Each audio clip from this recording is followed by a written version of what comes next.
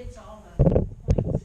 And Charity, do you want to tell them a little about you? She is a valuable resource that you can also tap into. My name's Charity Riley Rose. I spent 10 years in the classroom teaching chemistry, physics, biology, principles of technology, IPC, any science. I got put into it. And then I was asked by Texas Education Agency to come on board and be a science content expert for them.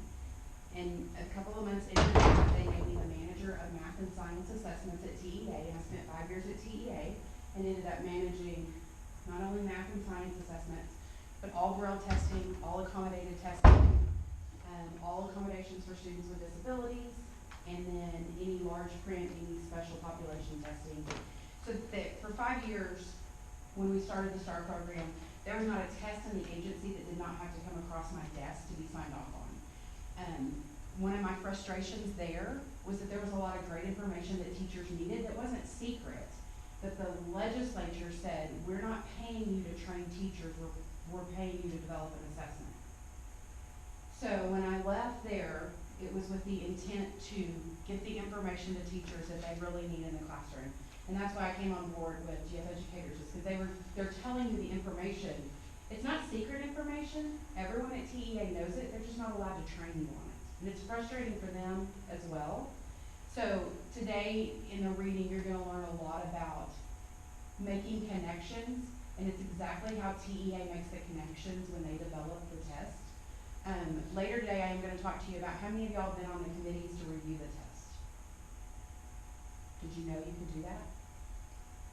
There is, every year, they have what's called content and bias review, and they bring in teachers from all over the state, and there's weird little rules. There has to be big school, small school, low socioeconomic, high socioeconomic. There has to be a teacher from every region in the state so that all the regions are represented. There has to be males, females, African American, there has to be Hispanic. If they can find any other subpopulation, they put them on the committee. It usually comes out to about 32 teachers, and then like an instructional coach, an administrator. They always make sure there's SPED people on there, that there's ELL people on the committee. That way, every student in the state kind of has a voice through that person. And what they do is they give you all of the test questions that are available for field testing, and you review them and you edit them. Now, I also worked for Pearson for 3 years developing tests for other states. Texas is one of the states that once the teachers have made edits and signed off in their committee meeting, Texas doesn't touch the items again. They don't let you. You either use it or you throw it out. Other states will go back and be like, no, we don't agree with the teachers, we're going to change it. Not Texas, which I think is beautiful that they're listening to the classroom teachers. So then those items go in the field test, you never know which ones are the field tests. Once they're field tested, they come back and they do another committee with a different group of teachers that's called data review, and they look to see how the item performed. And at that committee, the teachers can either say, yes, this performed well, it performed how it should have, and they teach you how to read all the data, it's crazy. Or the teachers can say, no, we hate this item, look, our kids don't understand it, obviously, throw it out. And that's the only two things that can happen. If the items make it through data review, that means that it's gone through more than 60 current Texas teachers. So if it makes it through data review to make it onto a test, 60 Texas teachers teaching your course right now have said it's a valid item for our kids. I hope that makes you feel a little bit better about the process and some of the things you're going to learn today about making those connections. And seriously, if you have questions for me, feel free to ask. If I don't know the answer, I'll find out the answer for you. Okay? And she's going to be telling us the updates as far as when the new reading kits will go into effect. Yes. And she'll talk to us about that. So I think we're going to remedy a lot of your fears and a lot of your anxiety by just understanding things a lot better. Okay, the focus today, we'll be covering 3 areas. First, we're going to make sure you understand the TEKS. And you're going, wait, I know the TEKS, I've memorized the TEKS, I have nightmare about the TEKS in my sleep. But it's, I want you to see them through eyes, through my eyes, as I go through. I know the TEKS come out and it's like, what do they mean? And I usually go to the released test items and I study them thoroughly and analyze them to understand them better and then relate them to the TEKS. So that's what I'll share with you. So the TEEPs, what are you to teach? Then we're going to examine the questions to determine how it will be tested. Are you asking the same types of questions in your classroom that reaches the same level of difficulty? And most important of all of these is this bottom one. Analyze the answer choice to determine how students are responding.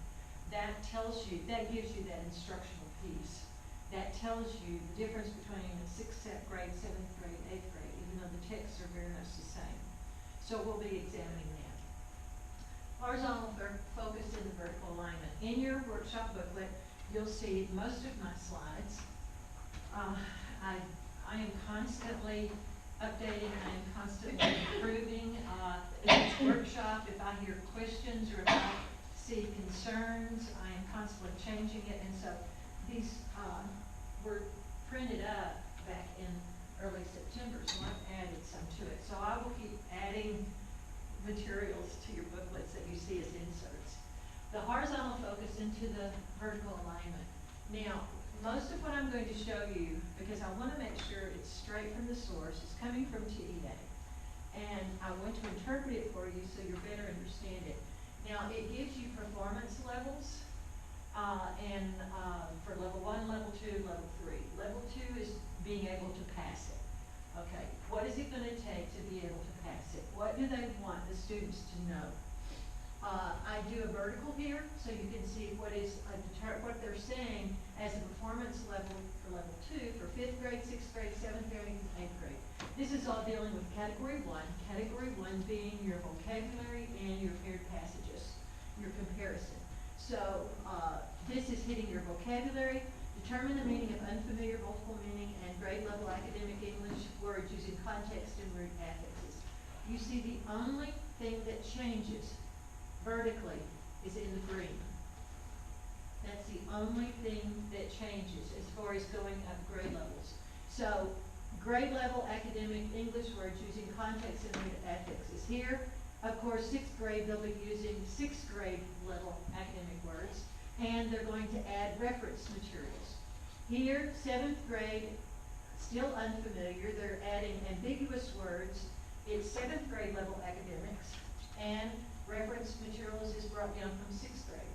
At 8th grade, they add words with novel meaning, and then you have your grade level academic. So vertically looking at category 1, this is your vertical. It's very important. We want to show you vertical. And in our checklist, those just came out. They came off the press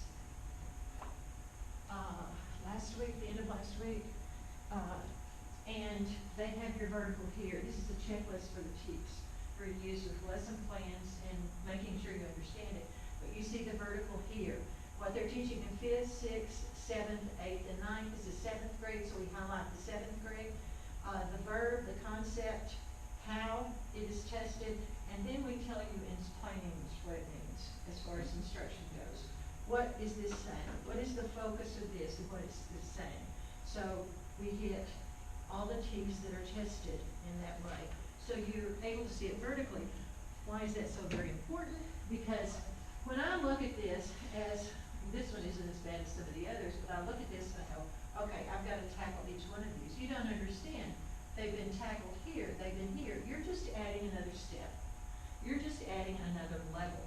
But all of these have been addressed before. You just make sure that you're hitting what hasn't been addressed before and at your grade level. Here is the second, this is still under this is under category 2, because this is your literary category. Recognize how the author's use of sensory details, imagery, and figurative language contributes to meaning. Okay, these two things being added to 5th grade from 4th grade. Now let's see how it changes, how the author's use of stylistic elements and figurative language affects meaning. Contributes to meaning, affects meaning, contributes to meaning, supports meaning.